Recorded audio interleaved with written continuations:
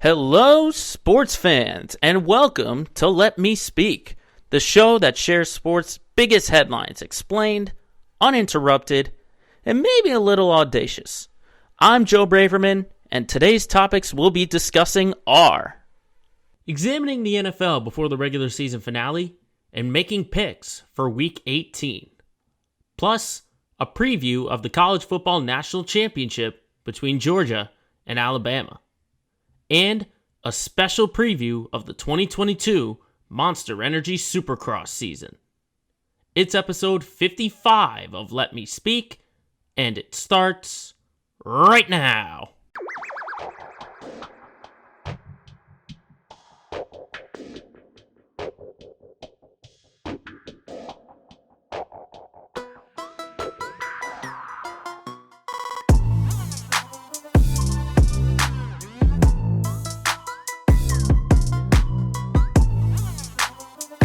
Happy New Year, everybody, here on Thursday, January 6th, 2022. That's going to take some time to get used to.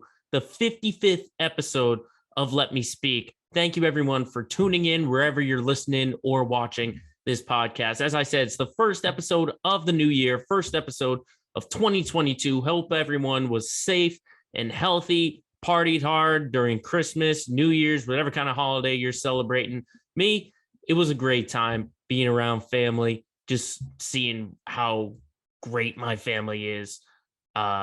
Just an incredible holiday. And then ringing in the new year, let's hope for a great 2022. And of course, it's going to start off with the NFL, because even in the back half of 2021, it was incredible. And hopefully it carries out into the Super Bowl and then hopefully the beginning of the regular season. But again, that's far in the future. Let's talk about the here and now. And the here and now in the NFL is that 3 playoff spots remain ahead of the historic Week 18 in the NFL. I still can't believe that there are 18 weeks in the regular season. Everyone's playing 17 games. I'm still blown away that they were able to get to this conclusion, but that's a story for another time. As I said, 3 spots remain. It's really more so about seeding up in the air. And we start in the AFC because that's really where it comes down to, because at this moment, 4 teams are still eligible to get that number 1 seed. We have the Titans, the Chiefs, the Bengals, and the Patriots are eligible to get that number 1 seed. And let's just go down the list of the teams who are eligible and where the confidence meter is at for those 2. So we start with the team that's in number 1 right now, and that's Tennessee. And I ultimately think that they did get their mojo back against Miami last week, crushed them 34-3.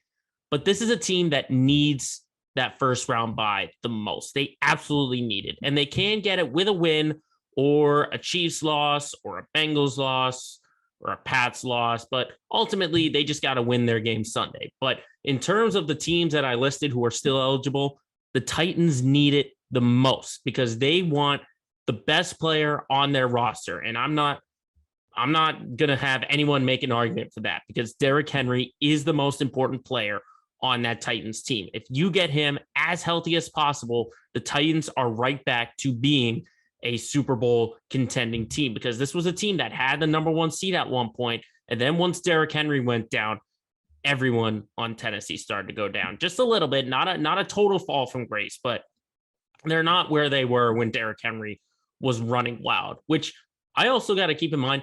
He's the 6th leading rusher in the NFL still, and he's missed half the season. That's how important this guy is. And I think Tennessee is the one that's going to need it the most, because you want Henry as healthy as possible.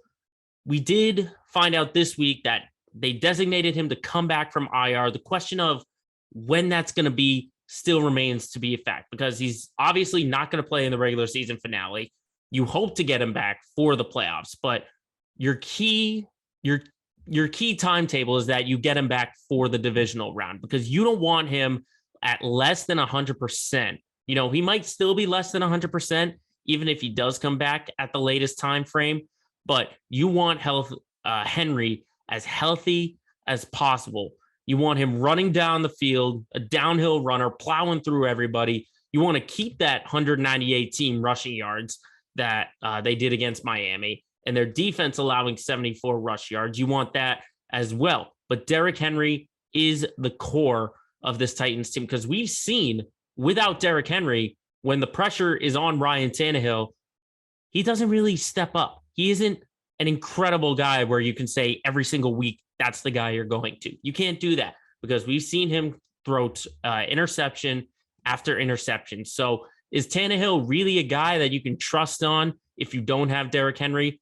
In my eyes, no. Even though they have A.J. Brown, and A.J. Brown looks like he's healthy once again, I don't see it with this Tennessee team. So in order, the best shot for them to get to the Super Bowl is to get that number one bye. So they need it. They absolutely need it. But then you have Kansas City sitting at number 2 right now. All they need is a win and a Tennessee loss, and they're right back at number 1. Now, regardless of where they are, they're still my favorites in the AFC. I mean, let's talk about that Chiefs-Bengals game last week. Oh my goodness. That might be the game of the year, the way Mahomes and Burrow went back and forth and back and forth. Now, the defense for Kansas City, that's been the talking point in the Patrick Mahomes era. We've seen how great he can be and the offense can be, but the defense has lacked and lacked and lacked until this year. When Mahomes and that offense didn't look like themselves, the defense came through. Chris Jones, Frank Clark, all those guys, they came through and they shut opponents down. The one concern I have, though, are high-powered offenses. I mean, the Bengals are now in a high-powered offense. You know, the Chargers are a high-powered offense, and we saw what happened in those 2 games. They lost to the Bengals, and then they just barely beat LA in overtime a few weeks ago on that Thursday. So in terms of, you know, teams that lean on their offense, you still have some questions about it. Do I think that Kansas City can step up defensively? Of course they can. I mean, these guys have been to 3 straight AFC championships, 2 Super Bowls, 1.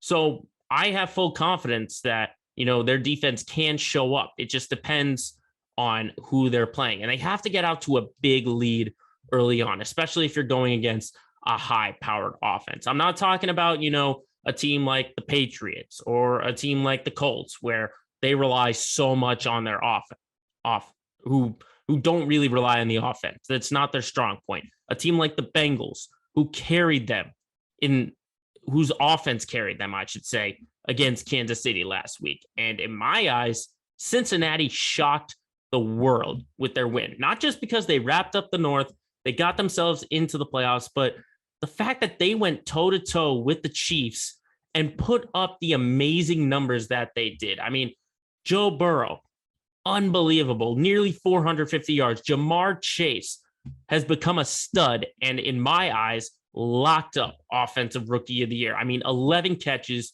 266, and 3 touchdowns. That's the guy who ruined my fantasy football chances. So I'm a little bit angry at Chase. But in terms of skill and just being an absolute stud, Jamar Chase is now in that category. Now, in that game, part of it was a little lucky with all the penalties on 4th and goal. I mean, Cincinnati did the smart thing, and they ran, and Kansas City just stopped them on the goal line. And I don't blame Zach Taylor for wanting to go for the kill against a team like the Chiefs. But I feel like he should have kicked it earlier and not put Joe Burrow, not necessarily, you know, go for it on 4th and goal at the 1-yard line, but put him in the shotgun, okay? That's when you just have to simplify things. And, you know, instead of a QB sneak, think of a counter run or get someone in there for a fullback run.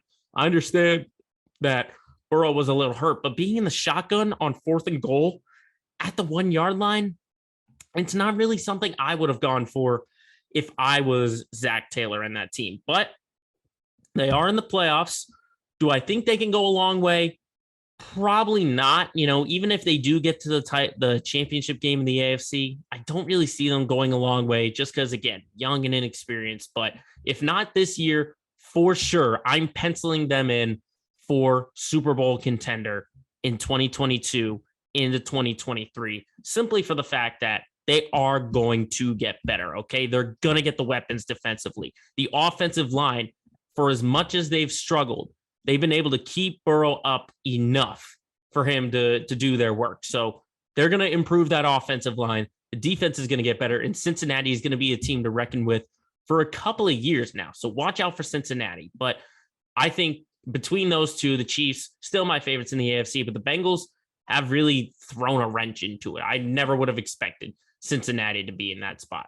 But then, of course, the last team who still has a chance for the number one spot are the Patriots. Now, it is highly unlikely. They need a lot of things to happen. They need a win in Miami. Then they need losses by all of the previous three teams combined.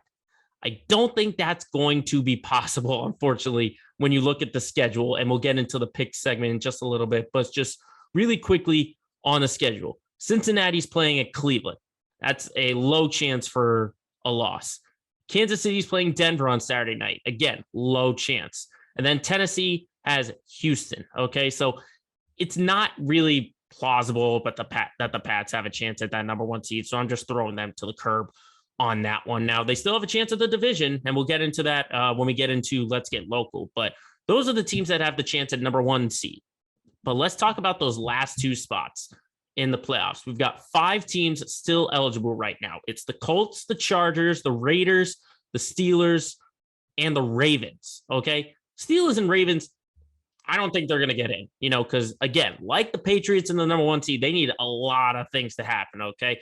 Baltimore needs to win their game. And then I'm pretty sure that every single team, Colts, Steelers, Dolphins, I think they all have to lose. And then Steelers, they got the win in Cleveland, and then they got to win this Sunday and have the Colts, Chargers, and Raiders, I think, lose. I think that's what it is. I'm not 100% sure. But I think for those last two spots, the Colts should obliterate the Jags. And I know that's kind of a spoiler in our pick segment, but the Colts should be favored to get into the playoffs. And the Raiders, if they get in, for some weird reason, if Indy loses, they will get in. Okay. I don't see that happening, though. I favor the Colts to get that last spot. And I love the NFL for flexing Chargers Raiders to Sunday night, because it is essentially like this. The winner is in, the loser is eliminated. Now, in terms of the team that I think could be the most effective if they get in between those two, between LA and Vegas, I like the Chargers, because if you're looking at seeding wise, they would be at number 7 and they would play the Chiefs if all things stand. Okay. Those are 2 incredible games that we saw earlier in the year. Of course, the overtime game a couple of weeks ago, and then earlier on when the Chargers beat the Chiefs. Okay. I think that would be the more effective team, because let's face it, the Raiders don't have anything for Kansas City. Okay. And I know they've gone through so much, but Derek Carr, Derek Carr is a great quarterback, but we haven't seen enough playoff experience to really see him and give him confidence that the Raiders can go a far way. I mean, they've only made the postseason one time in the Derek Carr era. So we're just going on guesses, essentially. But I just think from an offensive standpoint, the Chargers have more weapons. They've got a great running back in Austin Eckler, plus Keenan Allen, Mike Williams. Those are some game-changing wide receivers. Meanwhile, for the Raiders, I know you got Hunter Renfrow and Zay Jones and Deshaun Jackson, possibly Darren Waller if he comes back. But I think for a more competitive standpoint, the Chargers would be the most effective if they get in. So I'm really looking forward to seeing what happens in the AFC. Meanwhile, the NFC, this is more about seeding, because there's only one spot remaining, and we'll get to that in a bit. But in talking about seeding, I still ride with the Packers. Now they've locked up that number one seed, eliminating the Vikings. Plus, they allowed the Eagles to get in, so they don't even need to play their starters against Detroit. They're still going to be my favorite. I expect the starters to play a little bit, but the Packers, they're a given. Let's talk about everyone else, okay? Let's start with Tampa. Tampa's right now sitting at number 3, and after this week, they can get as high as the number 2 seed, depending on how some things go with the Rams and the Cardinals and all that. And they could go as low as number 3, where they are right now, because they own the tiebreaker against the Cowboys. Now, Tampa, I think they are a team you could still rely on, because you just cannot count out Tom Brady, okay? And the Antonio Brown situation, which is a whole conversation within itself, just really briefly, just getting sidetracked really quick. The Antonio Brown situation, okay? Both sides are at fault, okay? Brown shouldn't have acted like that, and Bruce Arians should have respected the player's self-diagnosis if there is one, okay? And we're just learning about little things here and there. So this is probably a story for the offseason that we'll probably get into, okay? But from a game standpoint, not having Brown does hurt them offensively. But again, you can't count out Tom Brady, okay? Mike Evans will be healthy. Hopefully, Leonard Fournette will be healthy. The only problem that I see is that Brady doesn't get his weapons involved, and the secondary for Tampa lets them down for whoever they might play. So they do get a nice, easy matchup this Sunday, taking on the Carolina Panthers at home. Okay, so that's a nice, easy matchup. But I think they're still going for it. Probably see Brady out there, depending on how the game goes, for at least one half. But I still rely on Tom Brady until you see him get beat on the field, which could happen. It could happen. But of course, for seeding wise, the NFC West matchups between the Niners and the Rams and the Seahawks and the Cardinals are the two to watch out for, okay? Because you have the Rams who are still looking to clinch the division, all the while the 49ers are trying to get into the playoffs, okay? The Rams have won 5 straight, looking for 6. They get the division and the number 2 seed with a win, or they get the division with a Cardinals loss, okay? Meanwhile, Arizona, they could still win the division if the Niners knock off the Rams, okay? Because keep in mind, the last time the Rams played the Niners, it was 31-10 San Fran on Monday night, okay? The Rams got embarrassed. So it's totally possible for all of these situations, okay? Because if the Niners don't win and the Saints beat Atlanta, then the Saints get in. I never would have thought New Orleans would be the team still out there at 8-8 with everything they've gone through, with starting Ian Book on Monday Night Football. And here they are sitting at 8-8 with a spot to get into the playoffs. Okay. So this is must win for San Francisco. That's an understatement that San Francisco needs a win. I don't know. Trey Lance did look good last week, but it's all about getting that offense back to its dominating ways. Okay. Because the Rams, they're going to go for it, and the Niners are going to go for it. So that is a game to really watch out for. And meanwhile, for Arizona and Seattle, Arizona could win the division, and they could even leapfrog the Cowboys. They could get to the number 3 seed with a win and a Rams loss because they beat the Cowboys last week. So there's so much going on in the NFL, and it's all depend on these games for week 18, which then segues to our last regular season NFL edition of Pick'em. So it's time for our last Pick'em segment of the NFL regular season, and we've got a great guest joining us. He is the bass player for the band Groundlift. You can check out their music anywhere you found music, Spotify, Apple Music, wherever you need to. Mike Dutko joins us as our guest picker. Mike, thanks for taking the time and making some picks with us. How's it going, man? It's great to see you. It's been a long time. It has been a really long time. Your bass playing goes all the way back to the high school days, going to Algonquin, and now it's you, does. Leah Bluestein, Mike McCormick. You guys are a part of Groundlift, and I understand you guys just went out to California to record an EP with Steve Evans. Do you want to talk about what that time was like? Yeah, sure. So, we went out to California last month. We spent most of the month of December out there, and we recorded a new EP, which is going to be coming out, hopefully, early this year, maybe in the spring. But yeah, it was really exciting. He's worked with a lot of big names, so we were really lucky to get in with him. But yeah, it'll be cool. Yeah, and Joe, definitely. I remember from speaking of high school, I remember you announcing us when we would come on stage sometimes. I do remember that coffee house, because you were up there 3 or 4 different times. So yeah, I was always there to get you guys up there. So it's time to make some picks. And you just recently went to the Patriots game, so you can probably give us a little firsthand for the Pats. So Yeah, we'll get you. We'll get right into it. Again, we're searching for a 13-3 record from Johnny Mansouritis, another former Tomahawk. That's the mark we're looking for. And last week I went 12-4, just missed him out. So let's see if you can. Wow, he went 13-3. All right, let's see if I can match that. Yeah, well, I got you. I got the same amount of games on the slate for you. So let's see how we do it. And we start off with the Saturday slate. Let's talk Kansas City and Denver. Chiefs already have the West wrapped up. Denver is already eliminated, but the Chiefs basically need a win to stay in contention for that first round bye. So what do you think between the Chiefs and the Broncos on Saturday? I definitely think the Chiefs are gonna win this one. The Broncos have been kind of up and down all year, right? What's their record again, the Broncos? 7-9. They just got eliminated last week. Yeah, no, I definitely think the Chiefs. I only saw one Broncos game this year though. It was against the Browns on like Thursday night, and they, I don't know, came out flat.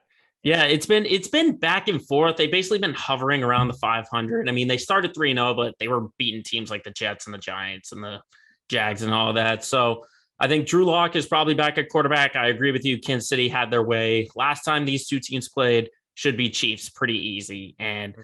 who knows if they can get that first round bye. But moving on to the nightcap, then another 11-5 team are the Dallas Cowboys. They travel to Philly. Both teams have their playoff matchups. They have their playoff spots, I should say, wrapped up. The Cowboys have the East, but they, again, are looking for some seeding. They can get as high as number 2, possibly. But what do you think between the Cowboys and the Eagles? You know what? I'll take the Eagles on this one. I like Jalen Hurts. I think that the Eagles are, what are they, like 5-2 in their last few games? Yeah, they've been on Right? I mean, fire. yeah, they've been doing well. I'll take the Eagles. Yeah, possible playoff preview depending on where the Cowboys match up, and Mhm. also with the Eagles, they could get to that number 6 spot for the seed, which would be huge. They might play Right. the Cowboys or the Tampa Bay Bucks, so that's important. I do think the Cowboys win this game just because Philly, they might be resting. They know they're in the wild card, so it's probable that they'll probably just stick to way that to where they are in the Yeah, you might be right. standings. And Those two. also COVID hit them a little bit, but I think they were probably going to rest some guys anyway. So I'll take the Oh, Cowboys okay. All on right. this one. If you want to change your pick, if you want to go Cowboys, You might have just tempted. No, I'll stick with my guns. I'll stick all with the right, Eagles. We'll see. go with We'll your see. gut. Go with your gut in the go with the Eagles. So then we go to the Sunday slate of games.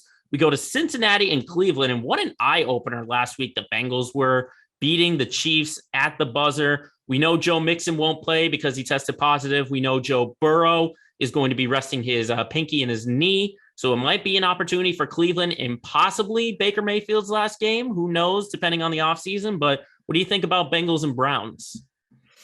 Yeah, I think because the Bengals are going to be resting people, I guess I'll take the Browns because this could be a really big game for Baker Mayfield. I mean, if he's able to show something, you know what I mean. That this could be really big for his following season. So yeah, I'll take the Browns. You got all the naysayers saying he's not the guy. He's not the guy. Have a good game against the Bengals team, then that'll prove you wrong. And plus, the Bengals are looking for that number 1 seed, but it's highly likely they got to have the Titans and the Chiefs both lose. It's going to be hard for both of those teams to lose at the same time. I kind of Yeah, ride with you there for Cleveland just because Burrow isn't playing. Plus, Cleveland's at home. it's mostly that just because Burrow's not playing. Yeah, that's ultimately the big one. And speaking of guys not playing, the Green Bay Packers, 13-3. They have the number 1 seed wrapped up. Aaron Rodgers said he wants to play, but he's probably not going to play for a long time. They do travel to Detroit to end the regular season. Detroit, as of right now, the number 2 pick in the draft. So they could lose purposely to try and get that number 1 pick. It's going to Jacksonville right now, but what do you think about a rested Packers team versus the Lions in a meaningless matchup? I don't know why this freaks me out. Like picking either of them. I'll take the Packers because I love the Lions, but yeah, I mean the Lions just are horrible this year, so I'll take the Lions. Yeah, I mean, man. I'll take. What did I say? I'll take the Packers. Sorry. I got Packers. I circled it. I made sure I got that. I All think right, all right. even the Packers. backups on the Packers are better than the Lions. I mean, Yeah, I love the Lions how they fight and Dan Campbell. I think they build something great at least in his eyes. But I hope I so. think I think for this week, I think it'll be the Packers, regardless of how much Rodgers, Adams, and all those starters play. I just think it's too much. Their backups are even better than the Detroit starters. So that Yeah, says a lot about Detroit right there. As we go to another meaningless game, I would say the Bears and the Vikings both are undefeated. Another maybe an audition possibly for Matt Nagy. His coaching job could be on the line. Some say it's already written on the wall that he'll get fired, but they travel to Minnesota. Minnesota eliminated in back-to-back seasons, first time in the Mike Zimmer era. This could be a matchup where both coaches will be fired once the clock right. hits 0. So what do you think about Bears and Vikings? I like the Vikings in this one. I think that the Bears coach is just, yeah, I think he's already done, and I think that it's for good reason. So I'll take the Vikings. I probably would have said he's done at the beginning of the season before they even Yeah, played before they played any games. And there might be questions about Mike Zimmer, but Kirk Cousins will be back. Hopefully, he's yep. recovered from COVID. I'd take him over Justin Fields or anyone who starts for Chicago. And Justin Jefferson is a top 5 wide receiver. I think he has a monster game to end the Is regular season. Thielen playing? I think they said he was out for the season with that high ankle sprain. They were Is just he? they were just playing safe. So it's pretty much Jefferson, KJ Osborne. That's pretty much it. So I still like the Vikings though, regardless of what happens. As then we go to the NFC East, let's talk about two teams that are just a mess right now. Washington and the New York Football Giants. Washington at 6-10, the Giants at 4-12. We know Mike Glennon's out for the year, so Jake Fromm possibly is starting for the Giants. Meanwhile, Washington, they're just a mess right now, both internally and externally. So WFT, NYG, what do you think? I'll take the Washington football team as their last game playing under that name. Let's make it a win. They may. Have you seen the leak about that possible name? They said it'd be out February 2nd, but they Admirals, did leak it. I believe it might be the Admirals. I'm trying to keep it away. I'm trying to keep it away because I want to be surprised. So yeah, no, if it's Admirals, I like Admirals. That's cool. I'll take WFT. I like the color scheme though. I want Washington to keep that sort of maroon and gold. That's just like what they have with the colors. I love for them to keep that sort of color yeah, scheme. they got to keep the colors. Yeah, definitely. I do agree with you that if you're starting Jake Fromm at quarterback, it's not a good sign. So Washington, they've had so much going on, maybe more dysfunctional possibly than the Raiders. You had teammates fighting on the sidelines. Their owner had allegations. There's so much going on, but I think they ended with a victory. I think they beat the Giants because everyone beats the Giants. Everyone beats the Giants. Of course, except for the four teams that the Giants beat them in. So moving on to Indianapolis, the Colts still have not locked up a playoff spot, but it's looking like they will if they beat Jacksonville, who's at 2-14. Jacksonville might want to lose to hold on to that number 1 draft pick. Meanwhile, the Colts, it'd be a miracle in my eyes if they lost this game. Do you think they lose against Jacksonville? Well, because Jacksonville's got the number 1 pick, I'll take the Colts. But yeah, I don't know. The Colts, they don't do well against Jacksonville, and Jacksonville beat the Buffalo Bills. You know what I mean? And the Colts offense is nowhere near. I mean, I know that the Jacksonville sucks. It was kind of a fluke that the Bills lost, but I don't know. Like, if it weren't for that number 1 pick, maybe I'd pick Jacksonville, but I'll take the Colts. I mean, especially what you saw firsthand with Jacksonville, you might want to feel a little safe about picking Indianapolis. Yeah, no, they didn't look at Trevor Lawrence, though. I mean, he made some good plays. Like, when I was there, I don't know. Like, I know he threw 3 bad picks, but I think that he's going to be really good one day. Yeah, I do too. It's more about the organization. I think everyone agrees that that's making Jacksonville a mess right now. I do agree. Indianapolis should be running away with this one. If they lose, it'd be an absolute miracle, for Jacksonville. That'd be their win of the decade, even though they went to the AFC Championship. Even though they got to the AFC Championship. Exactly. I'll take Indianapolis. Should be a blowout in this one. As then we go to two teams who are surprisingly still in the playoff race, Pittsburgh and Baltimore. Pittsburgh at 8-7-1, Ravens at 8-8. They need about 5 different things to happen for them to make the playoffs. I don't think, I talked about it previously. I don't think it's going to happen. I don't think the Ravens or the Steelers get into the playoffs. This could be Ben Roethlisberger's last game of his career, especially what you saw last Monday night with him saying farewell to Pittsburgh. What do you think between Steelers and Ravens, a decades-old rivalry between these two? Yeah, I don't know. I think I'll take the Steelers. I mean, yeah, the Steelers offense looks like not good right now, but I think Ben is going to turn it on because he knows it's probably his last game. Could be his last game, and he is one of the great quarterbacks. I mean, say what you want about him. So yeah, first ballot Hall of Famer for sure. I mean, he threw 46 passes last week, and I don't even think he cracked 200 yards. I think it was maybe $140 or something like that. That just shows you where it is. I think defensively is where the Steelers are going to win this game. I think TJ Watt, he's got that sack record in sight. Remember, he's got 21.5, Michael Strahan at 22.5. All he needs is a sack and a half. He gets the record. I put a little asterisk because it's 17 games, but I do like Pittsburgh in this one. I think Baltimore is just the injuries finally caught up to them. Who's starting a QB for Baltimore for this game? So it's sounding like Tyler Huntley might be going again. It is? Okay. Yeah. I'll take the Steelers. He is good. I like Tyler Huntley. I think he could be a starter for maybe 3 or 4 other teams, but I don't think it's enough for Baltimore. The injuries have caught up to him all throughout. I'll take Pitt. You're right. Yeah, because they were the best team in the AFC at one point, and all of a sudden, boom, injuries hit. Lamar's out, and now they're just all over the place. I think I like Pittsburgh in that one. I'll agree with you there. As then we go, sticking with the AFC, go Titans and Houston. It's very simple for Tennessee. Win and you get the bye. If you lose, you'll leave it up to fate. And I talked about it. Tennessee's probably the team that needs the bye the most so they can get Derrick Henry as healthy as they can. So isn't he already back? Didn't they have him return? Like he's designated to return from the IR, but they haven't officially pulled him out yet. Yeah. I definitely think the Titans will win this game. Yeah, especially against Houston. Against Houston, it's a no-brainer. And I think, as long as Ryan Tannehill doesn't throw a couple picks, they should be fine. It should be fine against Houston. Easy win for the Titans. I'm scared that Derrick Henry's back. Yeah, especially if they get that bye, they get the divisional round, even if he's not at 100%. That's a team that's very dangerous. Very dangerous team. As then we go to the New Orleans Saints are still in the mix. They are the last team in the NFC that could shake things up if they beat Atlanta this week. If they win and the Niners lose, they will get into the wild card spot. So do you think the Saints keep their season alive possibly with a win in Atlanta? Yes, I do. Yeah, Who's starting at quarterback? I mean, I'll still take the Saints. But Taysom Hill. Yeah, I like Taysom Hill. He made me really mad earlier this season, but yeah, I like him. I mean, Taysom Hill is like, there was a great comparison. I think he was like the white Michael Vick or something like that. It was a good comparison.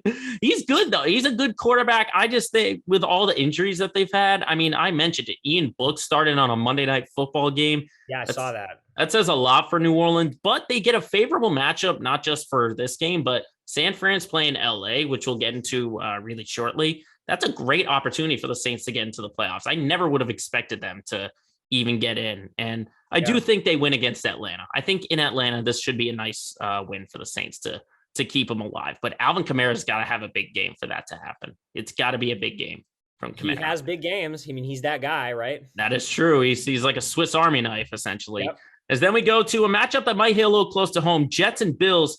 It's easy for the Bills. Bills win, they get the AFC East. If they don't, they're putting it up to fate with the Patriots in Miami to possibly get into the wild card spot. So what do you think? When the Jets travel to Buffalo, do the Bills wrap up the division with a victory? I don't know. The Bills, I mean, I really want the Jets to win, obviously, which I thought I didn't ever think those words would leave my mouth. But it's happened 4 times. The Bills didn't look great against Atlanta in the snow. That's right. I mean, at the start, at least, I know they, obviously they came back and like won pretty handily. I mean, I'll take the Bills, but wouldn't it just be killer if the Jets won this game and we got the bye? That would be that. Hey, no, we wouldn't get the bye. We'd win the division though. Well, the Pats still have a chance for the first round bye, which we'll get into really shortly. But we're seeing it with the Bills when they have really bad weather. They don't play as well. They struggled in the snow. The wind on Monday night, maybe they might want to lose and get into that wild card spot. So they're on the road. That could be ETS. We'll definitely be rooting for the Jets, but I think I'm with you there. I think the Bills win this one. Jets are, similar all over the place. Bills should win this one at home. And now we get into the games that I think are really intriguing. I mentioned it earlier, Niners and Rams. Niners killed the Rams last time these two teams played, but the division in the NFC West is still up for grabs. Rams win, they win the division, and they might knock out the 49ers at the same time. Meanwhile, the Rams, if they lose, could get into the wild card spot if the Cardinals can win their game. So a lot at stake between the Niners and the Rams. How do you see this one going down? I like the Rams. I think that Matt Stafford, he spent his whole career on bad teams not making the playoffs. Like now it's right in front of him. I think he's going to take it. Yeah, I think what's good for the Rams is regardless of this, they're still in the playoffs. That's not the case for the Niners. Plus, we don't know what the quarterback situation looks like. Will Jimmy G be able to go with that thumb tear, or is it going to have to be Trey Lance again? Oh, I didn't even hear about that. Yeah, well, Trey Lance played last week. They still got the win there, but we're still, Kyle Shanahan's throwing it up in the air. They want Jimmy G to play. And I think who did the Niners beat last week? I think it was Houston. I'm pretty sure it was the Texans that they beat. But I think it'd be easy to say, like, if Jimmy G plays, they win. If he doesn't, he loses. I feel like this is a Niners game that they can win. Obviously, they have the Rams number. Plus, if they can force some interceptions from Matt Stafford, that'd give them a really good chance. So I I actually like the Niners in this one. I think they'll get the win regardless of who plays at quarterback. I think they're going to have a hard time stopping George Kittle if they can get him the ball. Yeah, true. So I think I'm going with the Niners on this one. I think the Niners will get themselves in the playoffs with a victory. As then we go to the team close to home. Pats at 10-6, Dolphins 8-8. I feel like I know where you're going with, but let me just set the stage that if they win and the Bills lose, they get the division. If they win, plus the Titans, Bengals, and Chiefs lose, they get the number 1 seed in the AFC. Meanwhile, the Dolphins continue to play spoiler year after year. You know of it from multiple years in the past. What do you think about the game in Miami between the Pats and the Dolphins? I think it's a new era for the Patriots, and we will win in Miami. That's what I think. I think that whole we have bad luck in Miami, that left with Brady.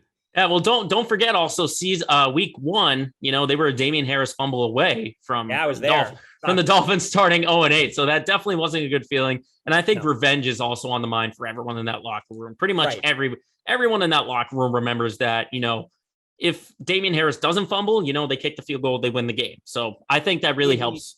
We'd be top of the AFC right now, too. Exactly. So I think that's on the mind of New England. I think they'll come out with the victory, as you said, new era. Mac Jones might have a really good game. So I'll take the Pats. I'll be rooting for them. That's my heart and my head in this one. Whole season, the whole season, we've been kicking ourselves for that loss in Miami. Like when it happened, I went to the game with my dad. My dad was like, "This is going to be eating at us all season." And I was like, "I really hope not," but it has. Yeah, well, it's weird to go from week 1 all the way to week 18 and you're playing the same team. So hopefully they get that. They get that revenge, as there's a lot at stake in that one and a lot at stake in this one. Seattle and Arizona, as I mentioned, Arizona gets the NFC West with a win and a Rams loss. Meanwhile, Seattle, who knows what their future is like with Pete Carroll, Russell Wilson, and even Bobby Wagner has said he wants to stay. But Arizona has a chance to play spoiler if they can win and Seattle loses. What do you think between Seahawks and Cardinals? I'll take Arizona.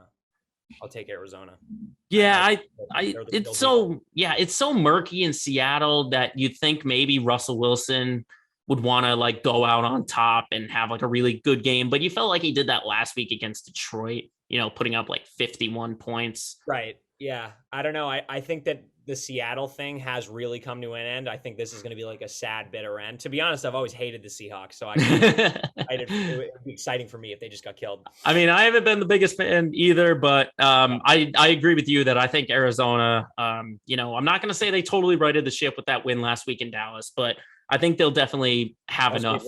It was a huge win, kept them alive in the division race. I do think they win this game against Seattle. As then we go to, from the NFC South, Tampa Bay, the champs, already clinched that division. Meanwhile, they've got a whole situation with Antonio Brown. We could devote a whole hour to that one. But all I could say is Mike Evans came back healthy. Leonard Fournette possibly return for the playoffs. They go to Carolina to end the regular season. They could go as high as number 2 if some things happen with the Rams. What do you think about Panthers and Bucks? Does Tom Brady wrap up the regular season with another victory? He does. I'll take the Bucks for sure, despite all the distractions or whatever. Yeah, I think what's important for Bruce Arians is going to be that sort of pregame or even in practice is saying okay, we know what's going on in the media. We know what AB is doing, throwing out text messages and, looking at evidence, stuff like that. He's got to get his guys focused. I think if he does that for this week, you can look for great things in the playoffs for the Bucks, especially when they get healthy. So I agree with you, and I'll go. Yeah, you're gonna have Brady doing that too, though. Exactly. Distractions. Yeah, so I'll go with Tampa on that one. As then we end the regular season with a win and in game between the Chargers and the Raiders. It's pretty simple, Mike. You win, you're in. You lose, you're out. That's essentially all it is, unless they tie. It could possibly be if the Colts lose, they could just tie with each other and they both get in. So it's possible there, but I don't think that's going to happen. I think someone's got to win this game. What do you think about Chargers and Raiders? Essentially, you're picking the last team in the AFC to get into the playoffs. I'll take the Chargers.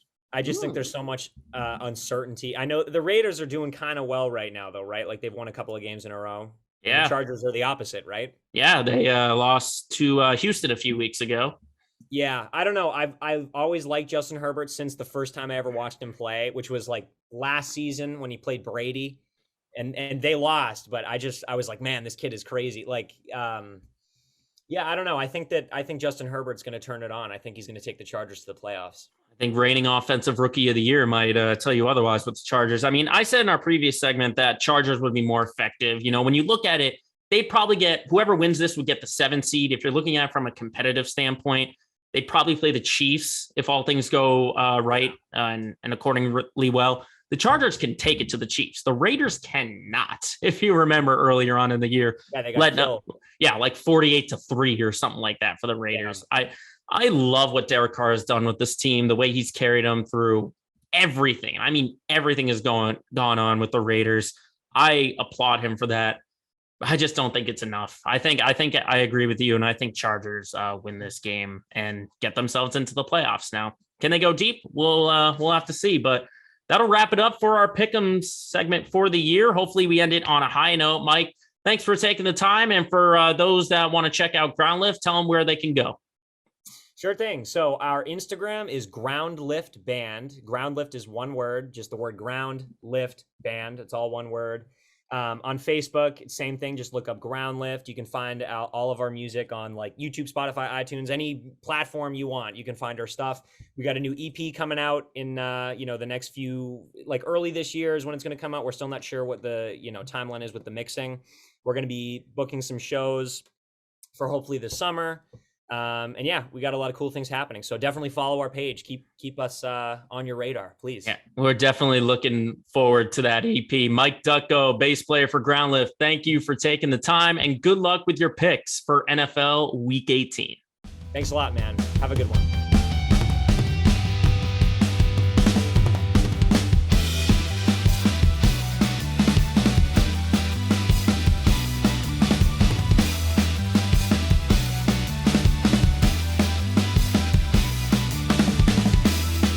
Special thanks again to Mike Dutko. Again, check out Groundlift, all of their songs.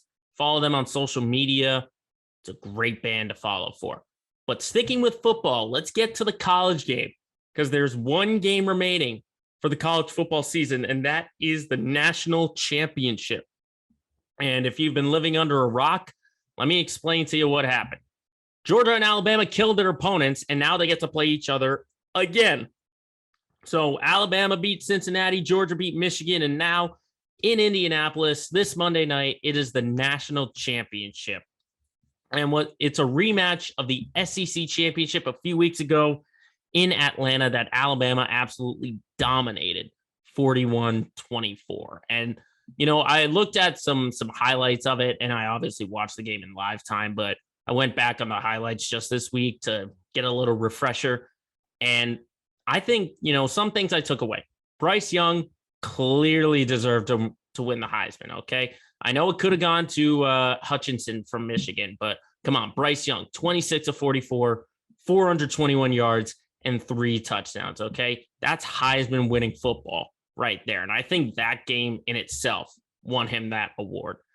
And in just doing a little preview between these two, I think this could be another high-scoring game because I know from the first week up until now, it's all been about, Georgia defense. They've been dominating everyone aside from Alabama. But in terms of just watching that game, I think it's going to be a high-scoring game.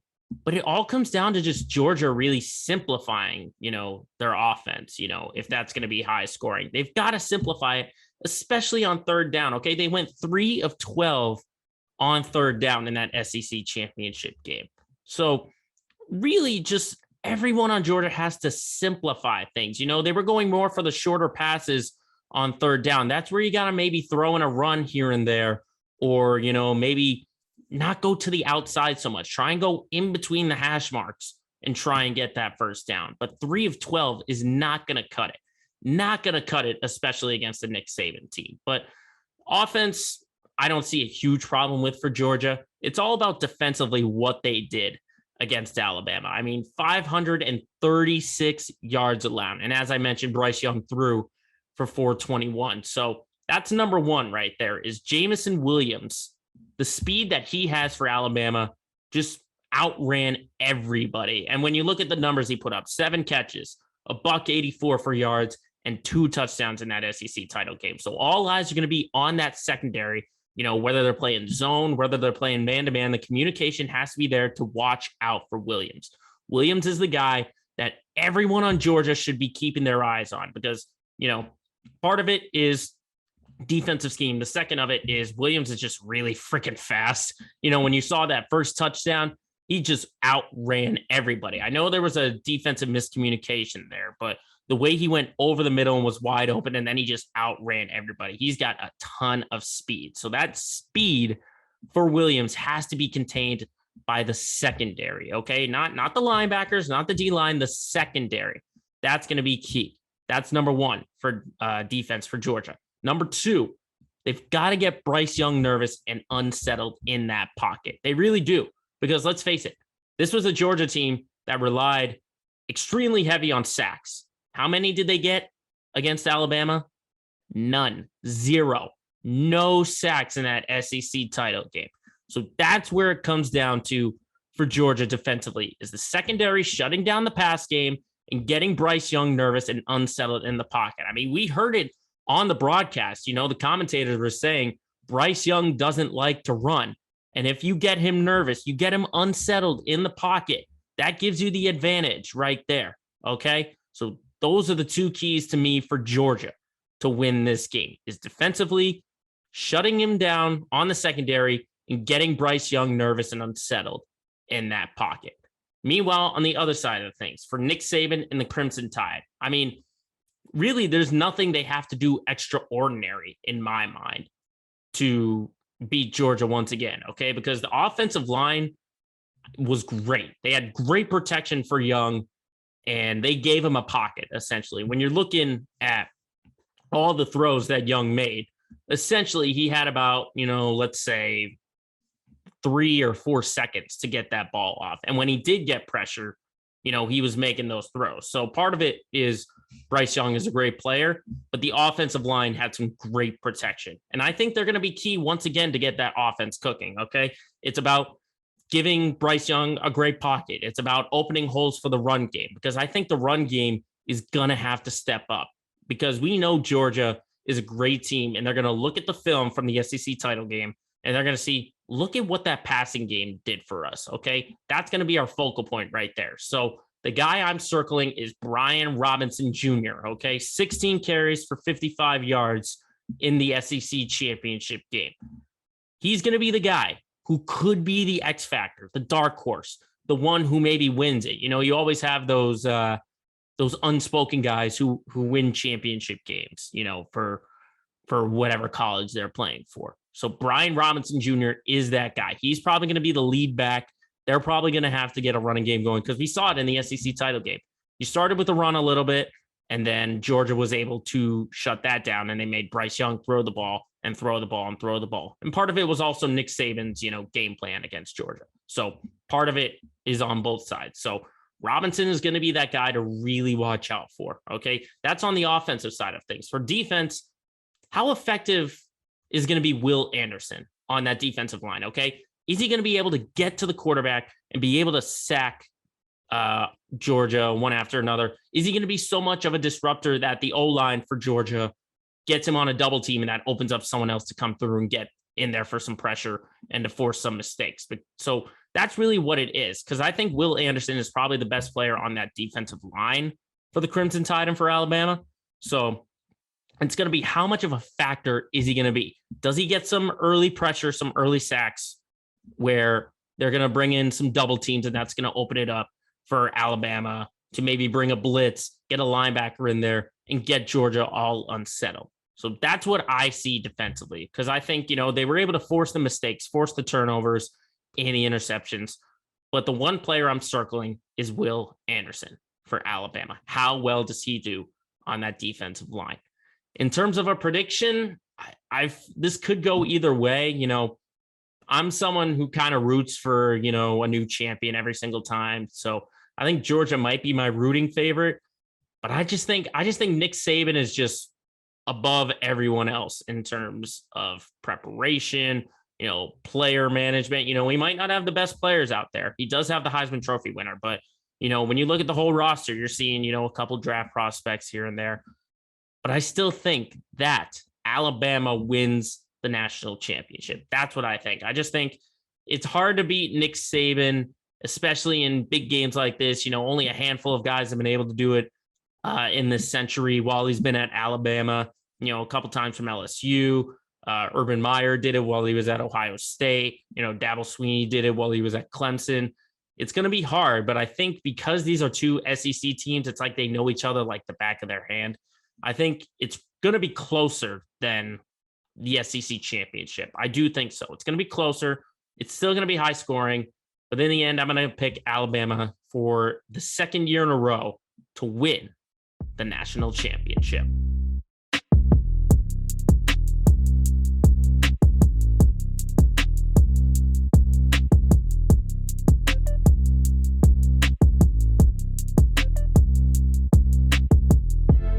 Now we move on to a topic that's a little bit off the grid, and let's talk Supercross. Of course, the dirt bikes are going to be firing this Saturday in Angel Stadium in Anaheim, California, back to Anaheim, where it's been the opening stop for years and years and years, going all the way back to the 80s and the 70s for Supercross season. Of course, they couldn't do it last year because of COVID, but they are back to a normal schedule, 17 rounds, 18 weeks, every Saturday night. They get an Easter break, and they also reintroduce the Triple Crown. Now, for those that don't know, the Triple Crown is, instead of qualifying races and then one long main event, it's 3 different races that ultimately uses a system like the PGA, like in golf, where you win the lowest amount of points, and that determines your position. So if you get a first place, you'll get the lowest amount of points, which is, I think, like 1 or 2.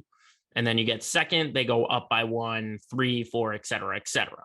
And it's going to be at some select races. I'm not 100% sure where there are, but the racing schedule looks like this. They'll be at Anaheim 3 times. Of course, they'll be in different weeks, but they'll be in Oakland, San Diego, Glendale, Minneapolis. They'll be at Cowboy Stadium, AT&T Stadium. They'll be back to Daytona for the historic Daytona Supercross. They'll be in Detroit, Indy, Seattle, St. Louis, Atlanta. They'll be around my neck of the woods in Foxborough at Gillette, and then Denver, and then ending the season at Salt Lake City. But that's what the schedule looks like. Let's talk about the riders in the field. And you have to start with the defending champion, who's now a 2-time champ, and that's Cooper Webb on the Red Bull KTM. Now, for those who saw it, Cooper Webb had a great second half in 2021, okay? When you look at how he started the year, was he a factor? No. I mean, his worst finish overall was a 9th at that season opener in Houston. But then he started rattling off, 4ths and 5ths and 3rds. He eventually got a win, but it was after round 6 that he really took over, okay? He had 5 wins and a second place in the next 6 rounds, okay? And after 6th round, he had 7 wins in total. He had 7 wins from that point on, and he had 8 in total. So he finished the year with 8 wins, and he went a stretch of 6 rounds, winning 5 races and finishing 2nd. Okay. That's a championship level ride. That's how Cooper Webb won his championship, his 2nd championship. And I ultimately think this is a guy who rides better when he's got a chip on his shoulder. So I'm not 100% sure how he'll do this year, because when you look at his first title in 2019, everyone counted him out saying, oh, he's just going to be a podium guy, just, maybe a top 5 or a top 10. Sure enough, he comes out, wins the championship. Now everyone's expecting him to do great things in the next year in 2020. And sure enough, he finishes in the top 3, but he loses the title to Eli Tomac. Then in 2021, people are saying, oh, that could be just a one-hit wonder. Sure enough, he comes back, he wins the title. Now, for this year, where I see the chip could be, they said that he's not going to be with his usual trainer. There's going to be a whole new bike that he'll be riding on. So not sure how well Cooper Webb is going to do, but I'll never count him out until you see it on the racetrack. If he's far, far out from the point standings, then I'll count him out. But every time I doubt Cooper Webb, I did this last year. I doubt Cooper Webb, and sure enough, he comes back and he wins it all. So Cooper Webb is definitely going to be a favorite heading into this year. But he won the title. The guy who maybe could have won the title and should have won the title is Ken Roczen on Team HRC on the Honda. Okay. Just like Webb had a great second half, Roczen's second half was horrible. Okay.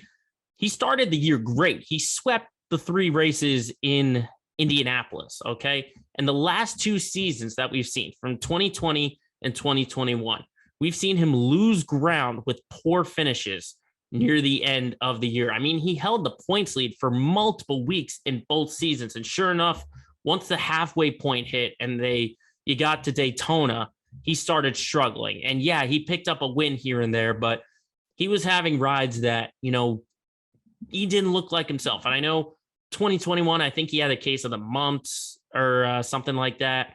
And then 2021, he might have had like a sore leg or something. I'm not 100% sure, but he doesn't look like himself in the second half of the year. And this is gut check time for Roczen because he's got a great teammate in Chase Sexton. Okay. Chase Sexton is coming for him in that Honda camp. And if Sexton avoids a sophomore slump and doesn't miss any races because of him crashing, he might turn into that number 1 guy in Honda instead of Roczen. So this is basically, to me, championship or bust for Ken Roczen, because if he doesn't win it this year, I don't know if he's ever going to win it. He has an outdoor title. He has a motocross title, but he doesn't have a supercross title. And the highest he's been is second place in the overall point standing, but it's got to happen for a full 17 rounds. That's what's got to happen for Ken Roczen, is to get it throughout the 17 races in the 18 weeks. You can't falter anywhere. You got to continue to have that top 5 finish. You can't throw in a 7th or an 8th. It's got to be top 5 all year long. And I'm going to be rooting for him because Ken Roczen is a guy who I've loved ever since he came to the States from Germany. And, he had a horrible wreck a couple of years ago. People were saying he might lose his arm. And sure enough, he comes back. He's racing. He had another bad arm injury. So I am rooting for Ken Roczen. I'm rooting for him. And for right now, he would be my pick. He would be my pick because I think he's looked himself in the mirror and thought something's got to change. And that intensity is going to be right there. So I'm going to be rooting for Ken Roczen. But let's talk about some of, the theme for the offseason was change. And we've seen a lot of big time riders change teams. The biggest one has to be the 2020 champ, Eli Tomac, who's now on the Monster Energy Star Yamaha team. Okay. Last year, I don't know how much he was invested. I don't know if his heart was really in it because he is near the end of his career. Okay. He's already a dad. Most guys at this sport retire in their early 30s. Tomac is right there. I think he's like 28 or 29. So where's his heart going to be? Is he going to be as invested in this season as he was when he won in 2020? Because everyone was saying, similar to Roczen, that in 2020, if Tomac didn't win the title, he was never going to win it. Sure enough, he wins it. He solidifies a possible Hall of Fame career. And for Tomac, it's, he didn't just say, oh, I'm just doing this because it's the end of my career. He still thinks he can win. And I still think he can. He can win. He can win races, but it's going to be about how invested is he? Because I think he's one of the best riders on the planet today. And I think he is going to be challenged in the truck by the 2021 motocross champ from France, Dylan Ferrandis. So how invested is Eli Tomac going to be in this season? That remains to be seen throughout the whole season.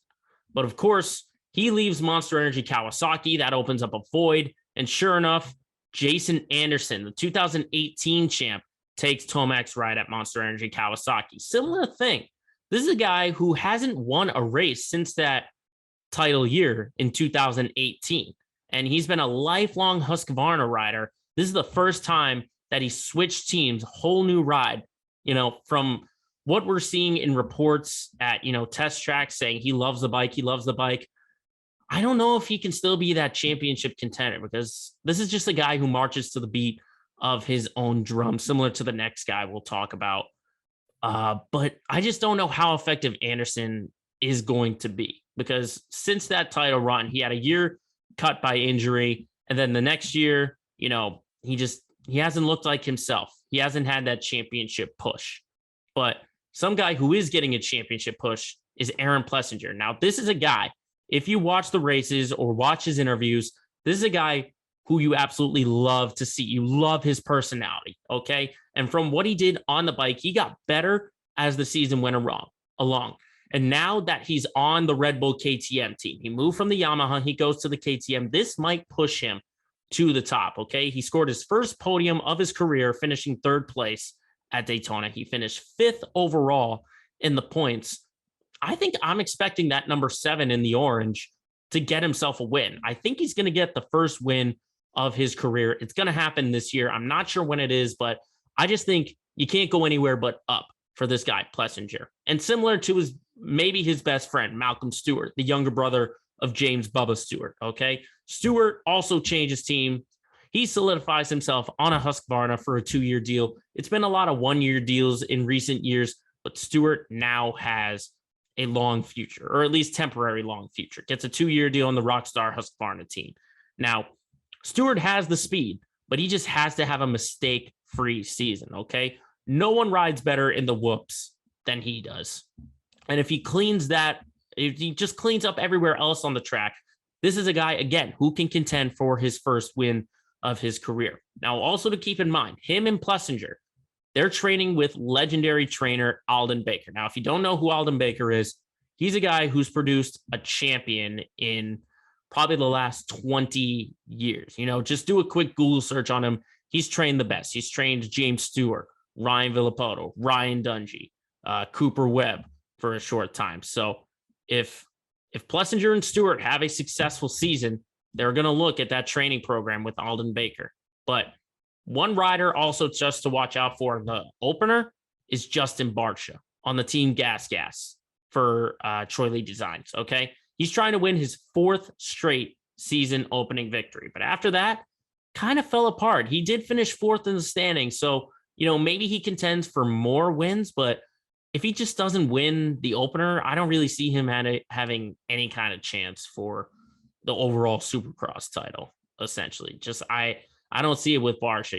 He just comes out firing in that season opener. I don't know what it is, but he just looks fantastic every time there's an opening race. But after that, kind of falls apart just a little bit, and he's not there contending. So definitely a lot of storylines to watch for, and it should be an exciting year of Monster Energy Supercross.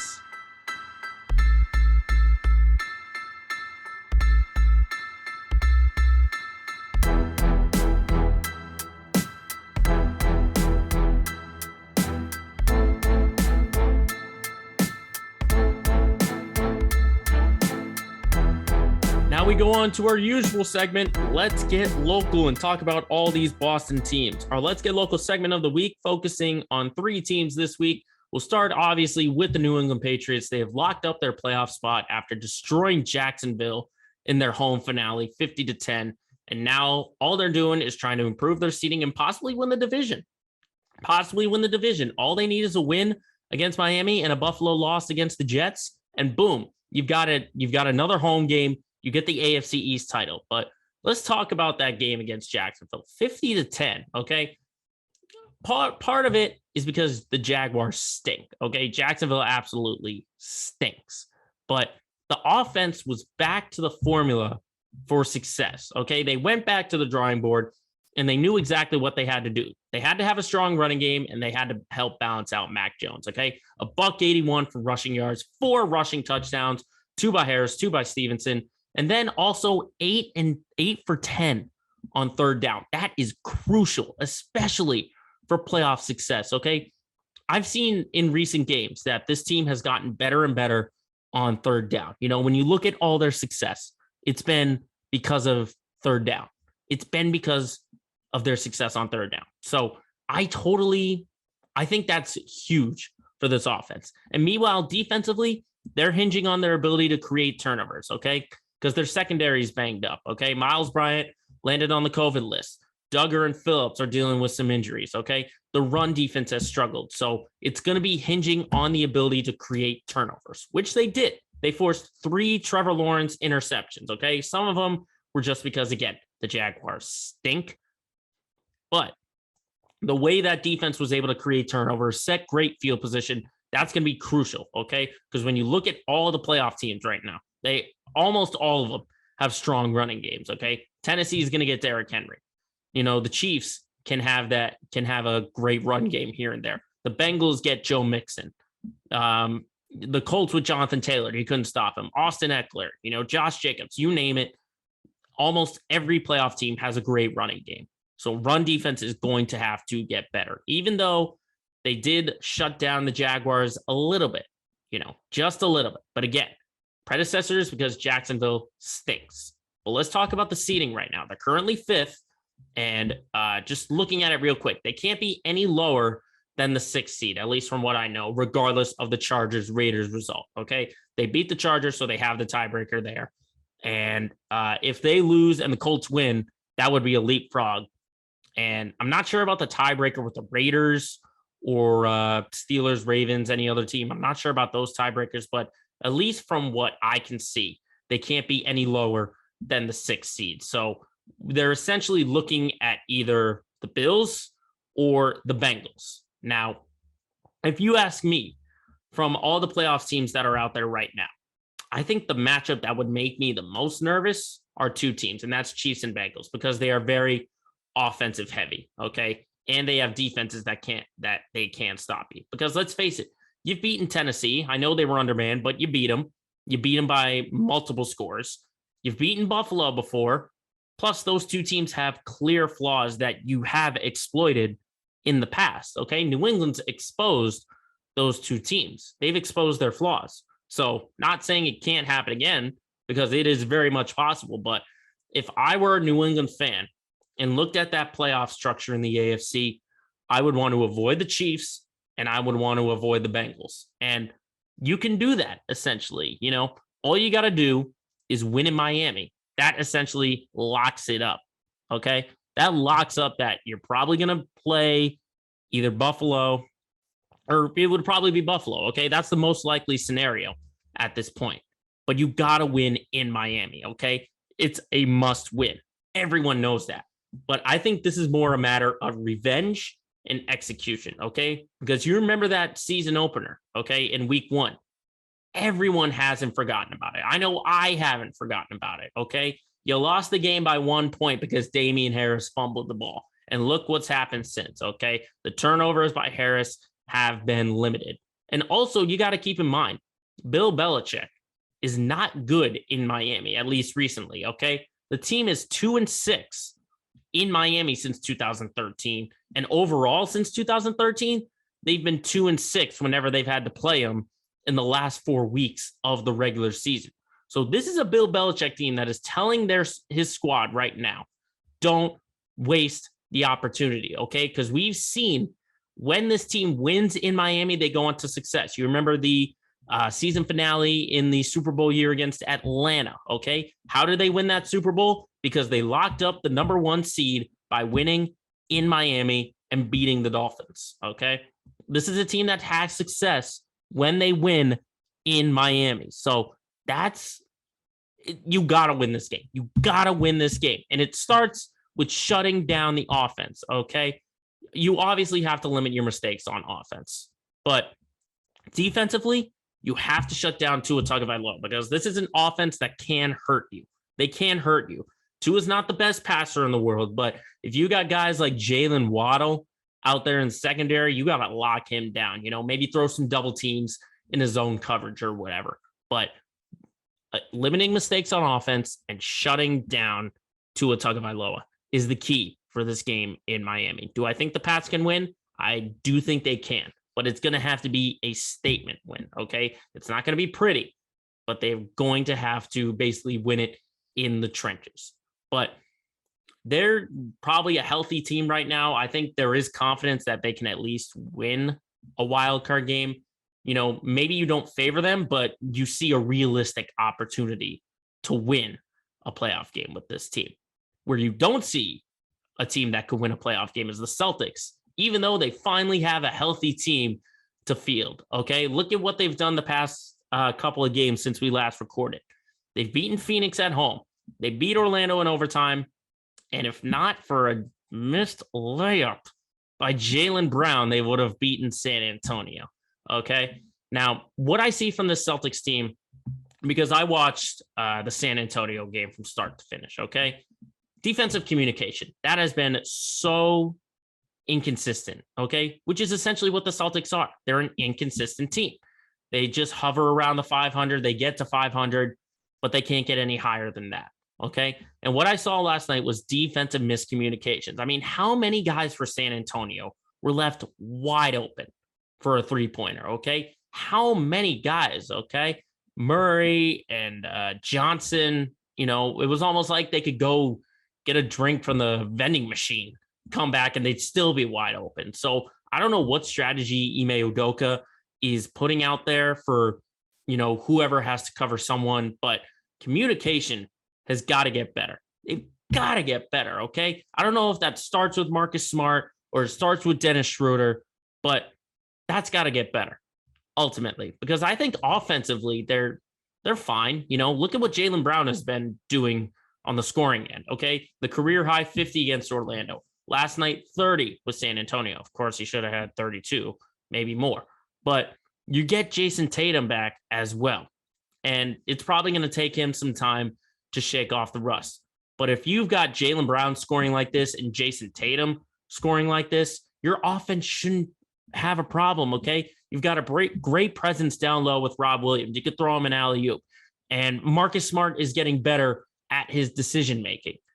The problem is defense, okay? You have to communicate better. Communicate much better, because it was a bad showing against San Antonio last night. I understand they could have had the layup to tie the game, and people are going to dog Jaylen. And of course, he said it himself that he should have made that layup. He missed the effing layup, I think was the exact quote in the presser. But no one's going to blame him for that. They shouldn't even have been in that spot to start with. Okay. San Antonio's 7 games behind, under 500, and they're letting San Antonio get, 8-point leads on them. You can't have that happen. You can't have that happen. So what am I seeing for the Celtics when they have their home and home against New York and Indiana? It's just getting better on defense. Okay. We know that this team can make blocks. It's about communication in the half court. Okay.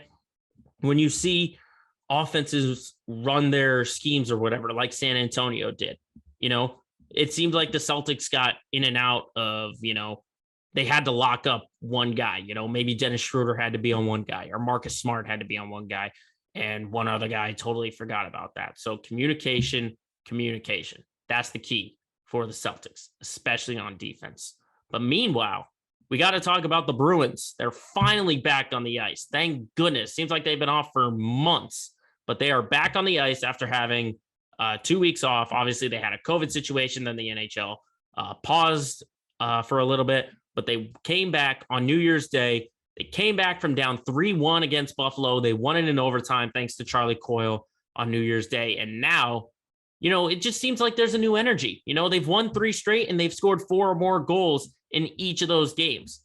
And like I said, a new energy after the pause with the team fully healthy. I mean, Pasternak and Taylor Hall, they seem revitalized. It might not show it on the stat sheet, but Taylor Hall had a great goal against Buffalo. David Pasternak put one in. Just the offense looks better than ever with speed and physicality. And you don't normally say that when you've got a mid-30s guy like Bergeron in age, and you've got an early 30s guys and Brad Marchand. You don't hear speed and physicality with those two guys, but it's the pieces around him. DeBrusk is finally accepting the fact that maybe I should be playing better and maybe not request a trade. You see him. I understand he entered protocols, but before then he was playing great. Defense was playing great. Brandon Carlo looked great. And the 2 guys in the net, Allmark and Swayman, this is a team that looks great. And I understand, the opponents have been a little bit soft. I know the Devils were thrown in there and they've get the Wild tonight. This is going to be a good test tonight against the Minnesota Wild. But of course, the headline for the Bruins is now what's going to happen for the goaltending situation. Okay. Because Tuukka Rask has officially signed with the Providence Bruins. He's going to be rehabbing in the AHL in Providence. How does Swayman and Allmark feel about that? Okay. How do they feel about that? Because they've kept it manageable. These two guys, I think, have done a good job. Maybe not a great job, but a good job. It hasn't been for these two guys. They haven't lost games themselves. Okay. It hasn't been their fault that the Bruins have struggled the way they have. It hasn't been goaltending that's been the problem. So what's going to happen with Tuukka? Because we've seen it for weeks and weeks and weeks. Tuukka's been rehabbing at the Bruins training facility. Okay. He has been training, and all signs indicated from management to Coach Bruce Cassidy saying Tuukka's our guy when he comes back. He's welcome back whenever he wants. He was training with them when he wasn't even signed. Okay. Don't you think that would rub Swayman and Allmark the wrong way? If I'm Jeremy Swayman, I'm saying, wait a minute, I've performed well since I've been the starting goalie for the Boston Bruins. Why do I have to get sent down or possibly be the third string goalie in Providence? Now, he is saying the right thing, saying, oh, well, Tuukka's been very inspirational for me. He's kept me on my toes. Great having him around. He's saying the right things, but if I were him, I'd be a little upset. But, I mean, Tuukka is a great talent, but it's just how much of his heart is going to be involved in it. Similar to what we said in Supercross about Eli Tomac. How invested is Tuukka Rask going to be? Is he actually going to be dedicated and saying, when I'm fully healthy, I'm going to give it my all? That remains to be seen, but that's a story to watch out for. Whenever Tuukka Rask is ready to go and he says, I'm ready to come back, are they automatically going to thrust him into the starting role? Because to me, I would make it a competition between these three. Obviously, depending on where the Bruins are in the standings, are they locked into the playoffs or if they're still fighting for a playoff spot remains to be seen. But that's just something to watch out for, is how is that goaltending situation going to be? Because if the Bruins keep up this energy, they might want to keep it going. They might not want to turn to Tuukka and unsettle things a little bit. But it's a story to watch for the Bruins, and we'll have to see what they do and what the Celtics and Patriots do heading into the new year.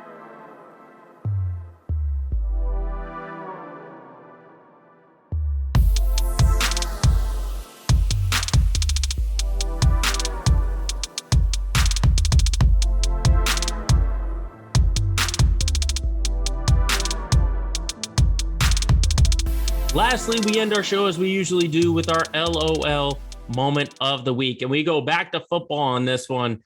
There've been a lot of viral moments from week 17 in the NFL, but none got a laugh like this one. So without any further ado, this week's LOL moment of the week goes to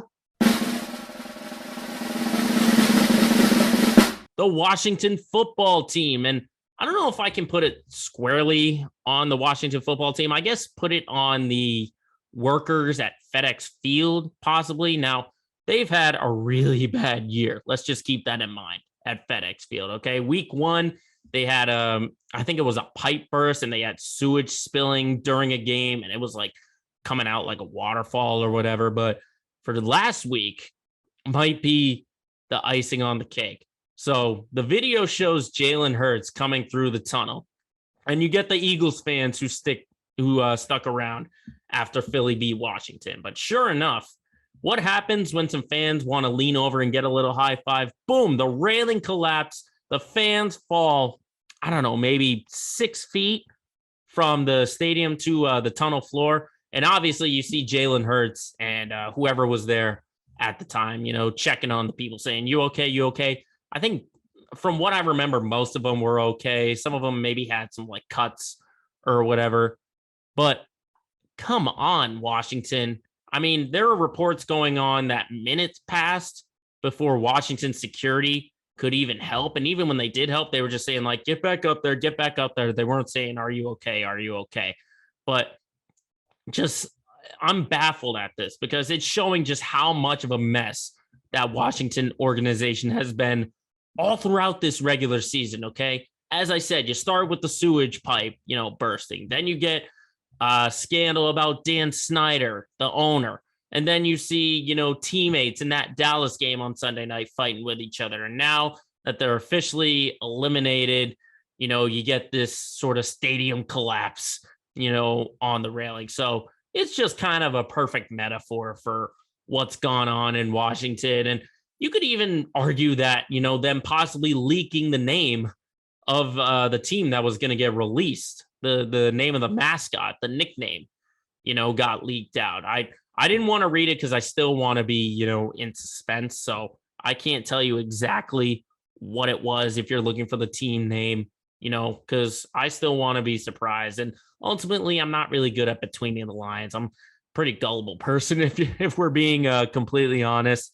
But in terms of what happened, when Jalen Hurts came by and the railing, coming apart, that just shows you how much Washington has collapsed, I guess, pun intended, how much the team and the organization has collapsed during the 2021-22 season, with their owner having allegations to multiple stadium problems. This was just, as I said, icing in the cake, nail in the coffin for, what's gone on for Washington all year. So FedEx Field, again, not really 100% sure who to put this on, but I just guess, FedEx Field workers or the Washington football team organization for having another part of your stadium come undone. It started with the sewage pipe, now a railing forcing some fans to fall over. You have landed yourselves once again into this week's LOL Moment of the Week.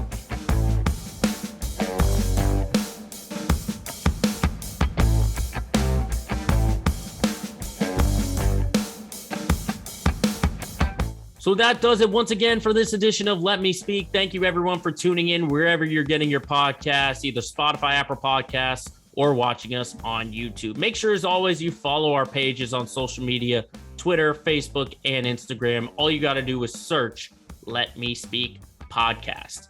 And remember, as always, if you got a point you got to get across, just let the whole world know.